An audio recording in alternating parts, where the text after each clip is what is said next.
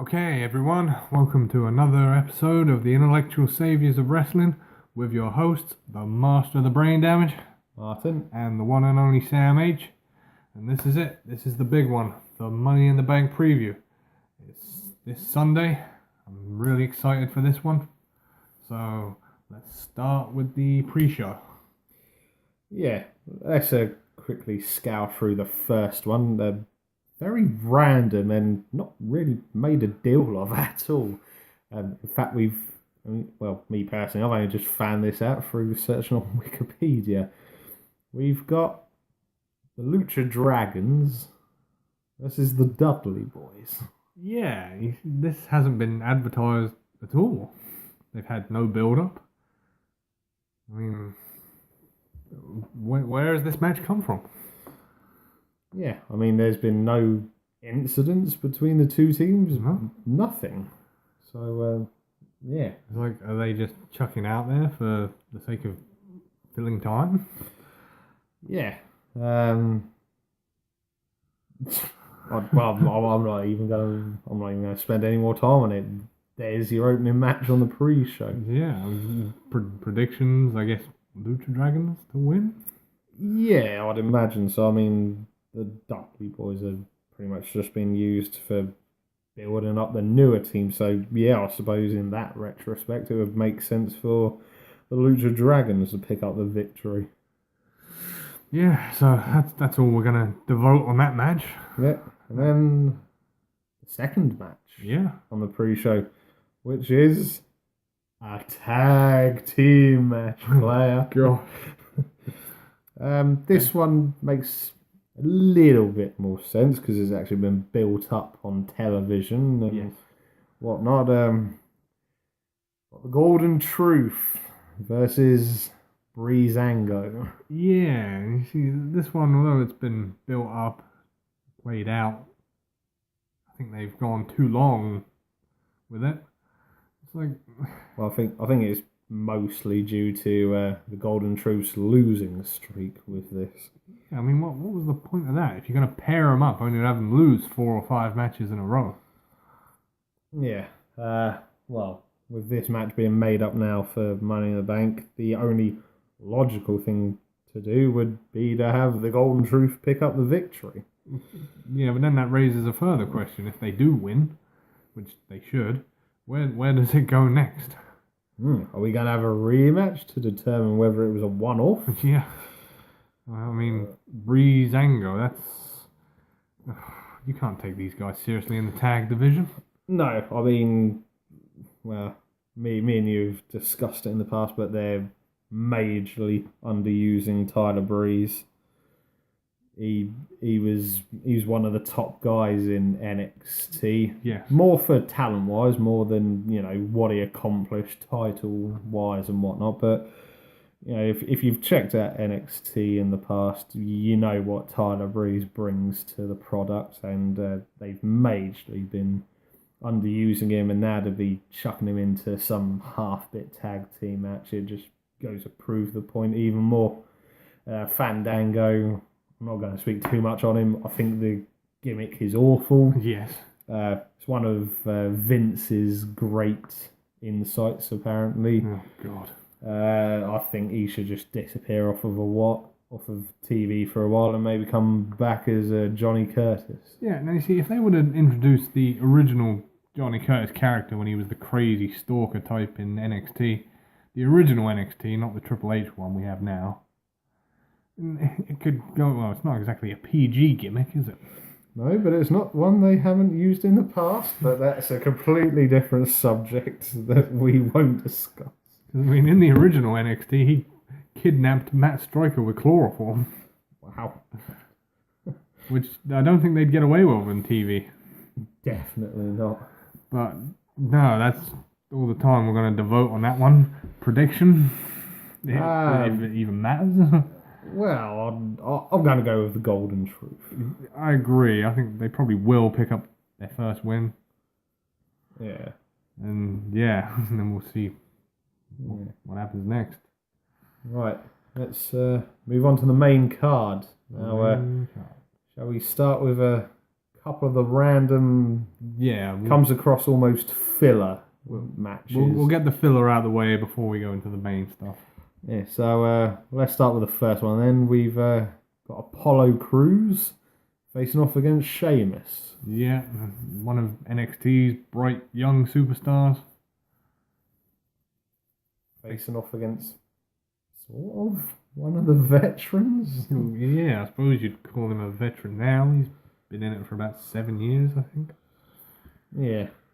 So yeah, this has been built up more backstage with segments. Obviously, I think it initially started off with Sheamus talking down to some people and Apollo Crews not putting up with it. That was it. He was talking about how the new era can go kiss his ass or something along them lines, and Apollo Crews sucker punched him. Yes.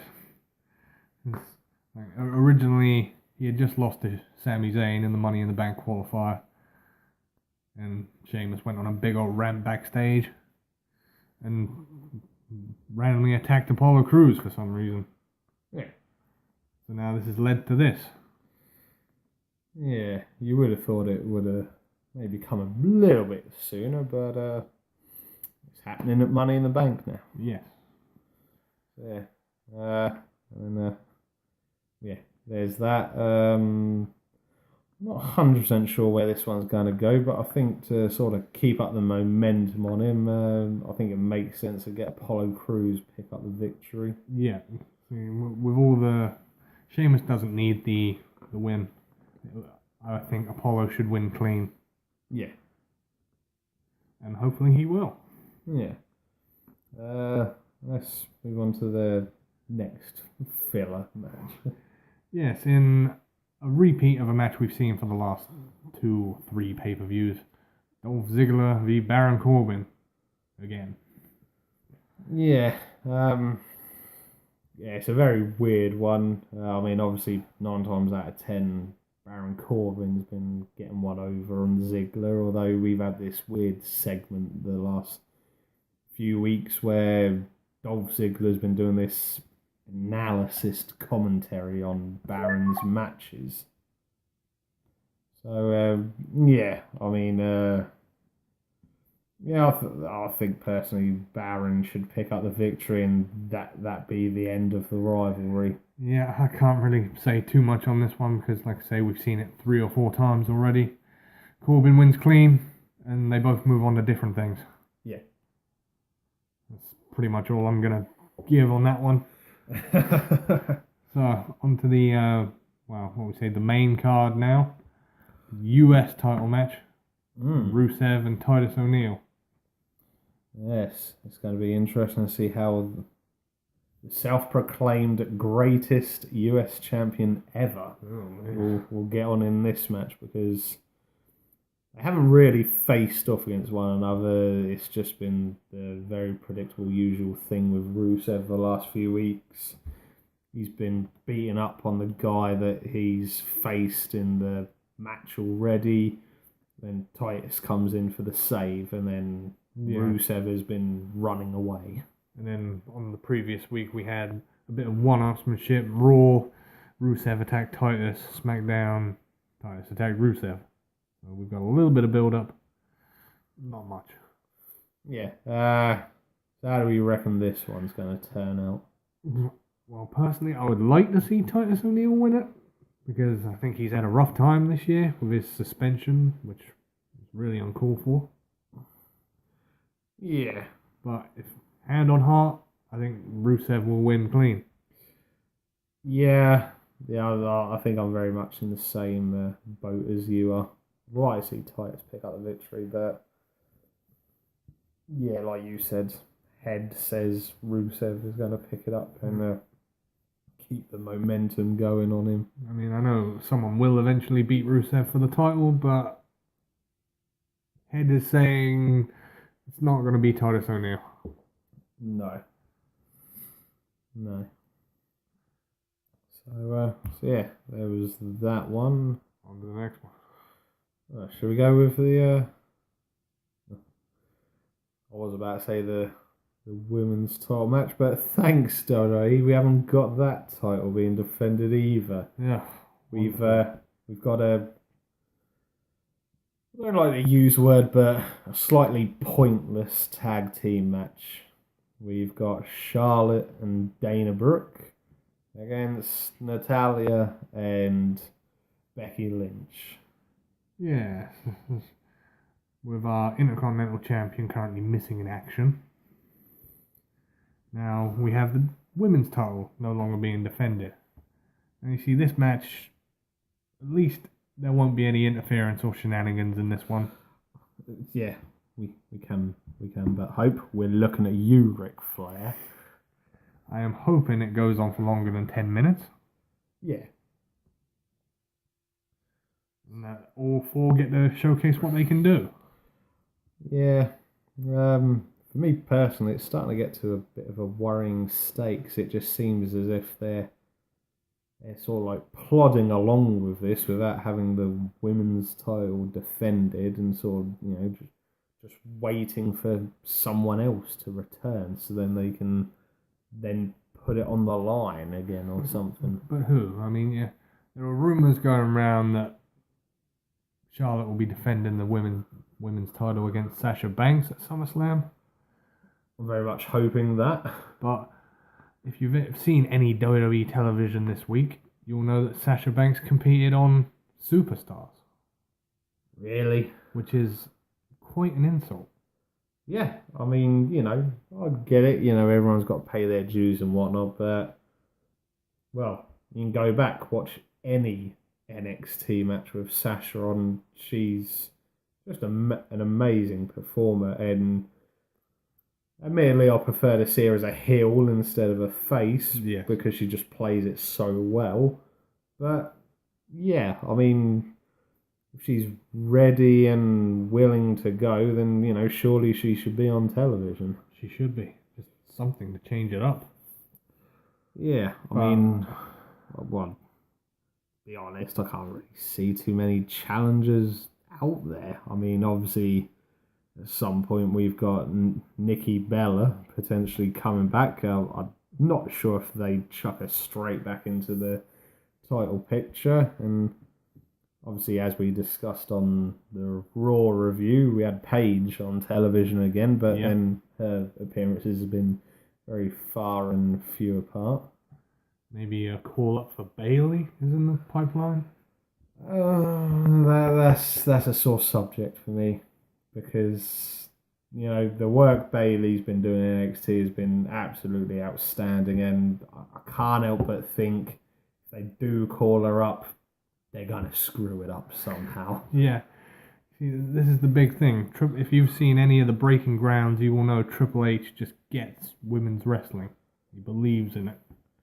Yep, and Bayley is a big part of that, obviously now with Sasha and Charlotte and Becky Lynch on the main roster. I mean, she was one of the original 4 horsewomen. Yep.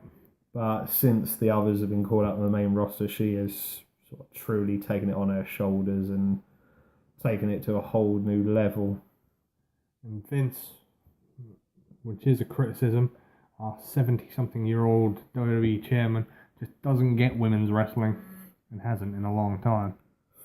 No, although there was a bit of interesting news around the WrestleMania time where they was putting up this silly Total Divas versus whatever the hell they ended up calling that team. Was Team Bad and Blonde. Yeah.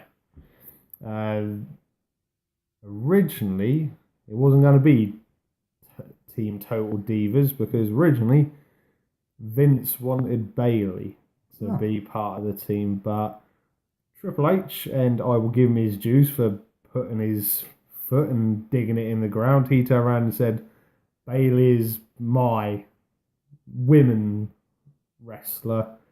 She's a wrestler. She's not a diva. You leave her the hell alone. Yeah. You let me manage her.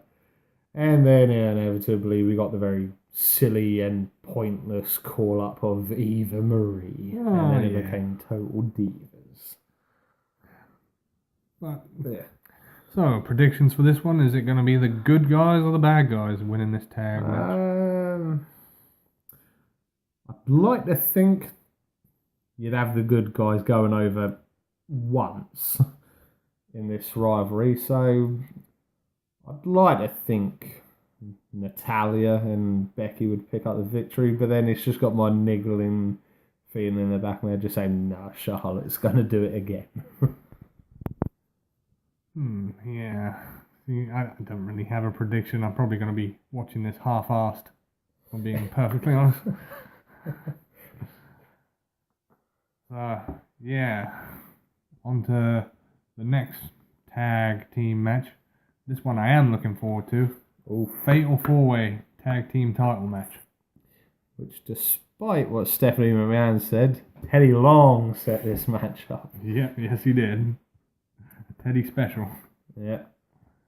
We've got, sod it, we'll call them the Club, as just the two of them.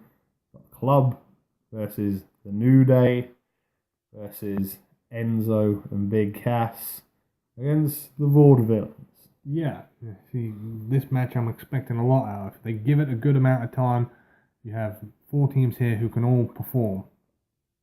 They're not teams that have just been thrown together. There's been a lot of build-up between all of these teams. Yeah. Yeah, I mean, I'd like to see it get around the 15 to 20 minute mark time for this match personally. Plus, as well, you've got to take into account that you're going to have 8 guys in the ring. Yeah. Well, I don't think it's Tornado. It's probably not. It probably will be a typical tag team match, just with the 4 teams. As long as they get this one right, this has the potential to be match of the night. Oh yeah, very, very possibly. I think personally it'll definitely be out of this and the Money in the Bank match. Now this one I am looking forward to because you don't know where it's going to go. Any of the 4 teams has a case for winning it. Yeah. My heart says the New Day, but my head says I ain't got a clue. Yeah. I think personally you could probably eliminate the Vaudevillains. Yeah, too early. But it's definitely out of one of the other 3. You see, me personally, I would like to see the New Day hold on to it until SummerSlam. If they were going to change it.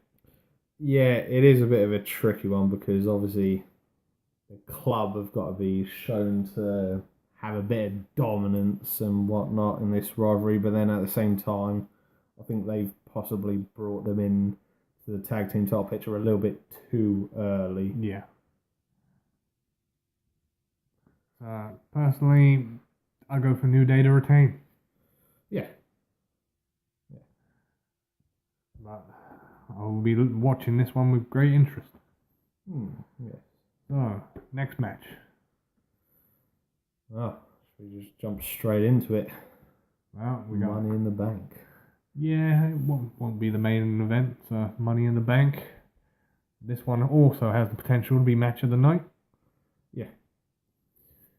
Obviously, well, not too sure if this has now been downgraded to a 6-man or whether it's still a 7-man team. Yeah, originally it was announced as a 7-man, but they kept it as 6 for the last couple of weeks. It's been promoted as 6. Yeah. So, are we going to get 6 or will there be a surprise late entrant? Yeah, there's been a few rumours circulating about potential wrestlers returning. Neville's name has been chucked in there. I believe even Randy Orton's name has been chucked in there. And one that I think could be a possibility, Bray Wyatt. Yeah, see, that would be amazing. I would love it if Bray Wyatt. If all 6 were just in the ring, lights go out, and then lights go back on and Bray's in the ring. That'd just be fantastic if they worked it that way. Because it would make sense. Yeah, just completely shock the crowd. No entrance, nothing, just there in the ring. And then you would at least have another option. Because that throws in the unpredictability. Yeah. I don't think we need to spend too much on the other 6 participants because it's been, well, let's be fair, shoved down our throats so many times the last few weeks. This match has been promoted a lot. Yeah. I think we've been averaging at least 2 matches between the participants on each show of Raw and SmackDown. Yeah. Which is good. I mean, at least they're taking it seriously. Yeah. Yeah. But, yeah, obviously we know what to expect from this match just from the participants involved. Yeah, like we said earlier, this or the tag team match, I feel, will steal the show. Mm-hmm. But the big, huge $1 million question, who do we think is going to pick up victory? Well, we have discussed this before, and unless there is a surprise entrant, there's only 2 that I can realistically say, yeah, they're going to win it. Yeah. I mean, it's either going to be Kevin Owens, just holding on to the briefcase for a while because there's so many possibilities with him. Yep.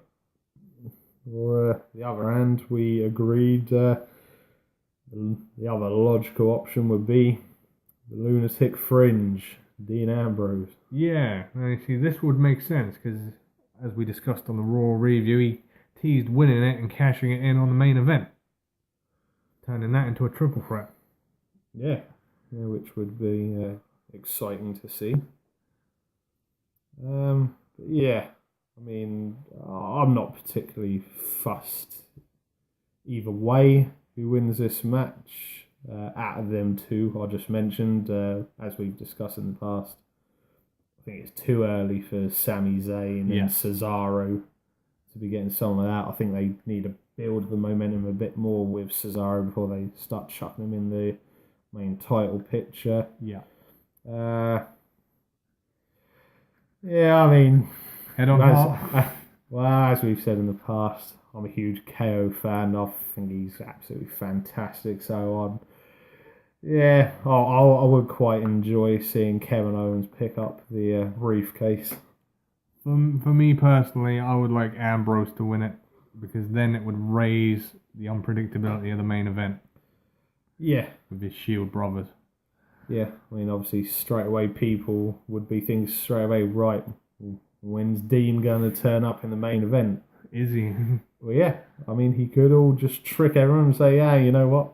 I told you I was going to do it, so I'm not going to do it. Yeah, he could. He's out because this Roman and Seth one ain't going to stop at one pay-per-view. You'd know, reckon they got at least 2 or 3 in them. Yeah. Potential match of the night right there. Yeah. So, right. Yeah. Now, the match that everyone's been wanting to see for the last 15 years, allegedly. Allegedly. It's not one of my dream matches. We've got John Cena versus AJ Styles. Yay. It's no secret. Me and you both have the same favourite in this match. True. I'm a bit in 2 minds with this match because on one hand I'm thinking, they've got to build this into a rivalry that's, gonna last a couple of pay-per-views at least. It can't just sort of be a one-off sort of thing. But I can't help but think, despite everything, AJ needs to pick up the victory in this one. Yes. Purely for building up the rivalry and, him getting the one over on Cena to start off with. I mean, yeah, fair enough if they put it into the next pay-per-view and Cena picks up the victory, then, fair enough. Yes. It's all even then. But Cena doesn't really gain anything out of picking up the first victory. No, he doesn't. If anything, it's exactly as Styles said. If Cena wins, that's it. People lose interest. Yeah. Because again, it'll be another familiar story of new challenger comes in, Cena buries them. Yeah. And we've had this Cena thing for so long, seen it so many times. It just gets predictable. Yeah. I know I want this on record. I know I'm supposed to be unbiased, but I hate Cena. I hate him. Every time he wins, every time he sucks up to the crowd. Oh, I am hoping that he gets a forearm to the face, multiple forearms. Well, to be fair, it is Cena. It's probably going to take a fair few to finish him off. But no, in the grand sense of storyline purposes, the way this has been built up, I think the only option is Styles winning.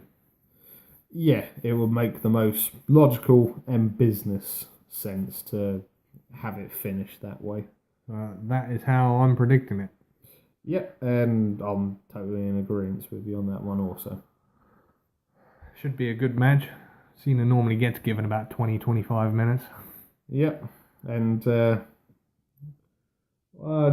to pick the correct wording, but when Cena faces off against certain style wrestlers, shall we say, it also gives him a bit of an incentive as well, because he's then got to pick his game up a bit. I mean, Yeah. we all remember his rivalry with Kevin Owens. I Yes. mean, he pulled. I'll admit, I was impressed by some of Cena's work in that rivalry. He pulled out moves that, well, you haven't ever seen him do. No, he did a lot of new stuff. Yeah, and it was refreshing. I mean, whether it's a case of, this is what the WWE hierarchy are telling him to do with regards to his usual finishing matches and whatnot, but it was refreshing and nice to see, and a little reminder of some of the stuff Cena can do when he wants to. Yeah, he's. A lot of people have said that sometimes he gets too lazy and too predictable and relies on the same old shit. And it's true. But for certain wrestlers, he does bring it out. Yeah. And I'm sure AJ will be one of them. And hopefully, Styles can drag him to a decent match. But no, prediction personally, Styles wins. Yeah. Yeah, so I think there's only one more match left. The main event, the one that's been described as a WrestleMania marquee match. Yeah, and to be fair, for once, they're not blowing it way out of proportion. I'm sure it will be a future WrestleMania main event. It feels like a big match. Yeah, we've got the current champion, Roman Reigns, facing off against his former brother and Shield member, Seth Rollins. Yes. Now, see, I was completely surprised when Rollins returned last month. And this should be an amazing match. Seth Rollins has that Shawn Michaels-like ability to take good matches and make them better. Yeah.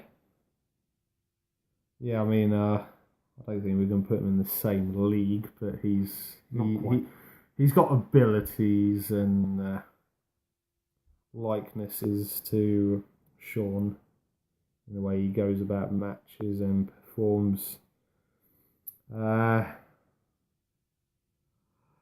I've just got a horrible feeling with this match because it's just the way it's been built up at times and that, and obviously Seth's big gripe is, I never lost the title. I gave it up. You've borrowed my title. True. Which, yes, it is true, but I've just got a horrible way that they're wording it and building it up.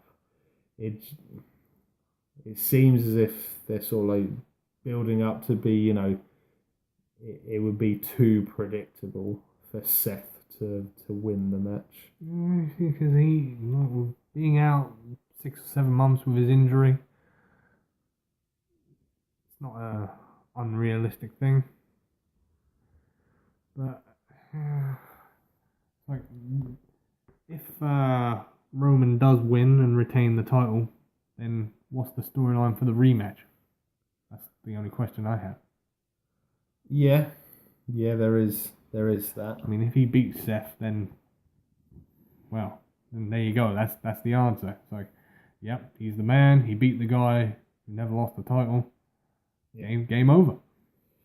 Yeah, it is. Yeah, it does look that way, unfortunately. Yeah, I'm not sure how this match is gonna go. No, this is one of the ones that I like because you can't really predict it. No, the only thing I do hope is it's not typical Roman Reigns match that they've Ah, booked in recent history. I mean, we've seen it so many times over the years with Cena, and it seems they're trying to do the same thing with Roman. At the end of the day, when Roman was in the Shield, he was the muscle, he was the big guy. yeah. So, fair enough, I get it to an extent with Triple H, but, you know, Roman shouldn't be having a match with Seth Rollins and, say for argument's sake, it goes on for 25 minutes. We should not be having 20 minutes of Seth beating on Roman relentlessly and then Roman having his Superman esque moment and picking up the victory. Which is pretty much what he's done in the last, I don't know, 5 or 6 pay-per-views. Yeah, yeah. I mean, to an extent, I'm fine with Roman picking up the victory. I just don't want the match to play out like that. No, I mean, I think this will be a better match if they have it back and forth, back and forth, back and forth. Yeah. Don't let one guy constantly get the advantage. No. I mean, if you want to be reminded of a match like this, you go back to watch one we talked about not so long ago, Punk and Cena from Money in the Bank 5 years ago. Yeah. That was back and forth. There wasn't any Superman moments in that match. No. That's what they need to do. Yeah. Because if this goes the way you said it might, with Roman taking 20 minutes of a beatdown and then having his Superman recovery and winning, that's going to piss off a lot of people. Just a tad. If you- I will be one of them. If you think 100,000 people booing Roman at WrestleMania was bad, then this will be up there on that scale if they do that again. Yeah. Yeah, it's just not good. I mean, I don't even know why to even this day why they even do it. I mean, fair enough. I know he was bigger size wise and weight and whatnot, but you never saw Batista in a match where he got beat down for say 10, 15 minutes and No. then he had a Superman-esque moment. No, he didn't. I mean, if you want to go back and see a really good example of that, watch his match with Undertaker at WrestleMania 23. It's an incredible match. Batista and Undertaker back and forth, throwing bombs at each other. He didn't have any Superman recovery moments. No. It can be done. They're just refusing to do it. Yeah. Yeah. So, yeah, I think we're very much in two minds with how this match is gonna go. We're gonna go for a final call on how we reckon it's gonna go. I think so. Yeah. What do you think? My heart says Seth, but my head says Roman.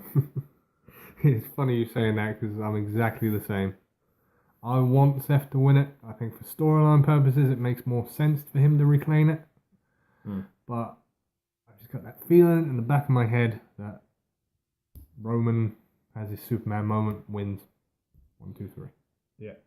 But of course, this is all subject to Dean Ambrose possibly winning Money in the Bank. Then it throws everything up in the air. Yeah.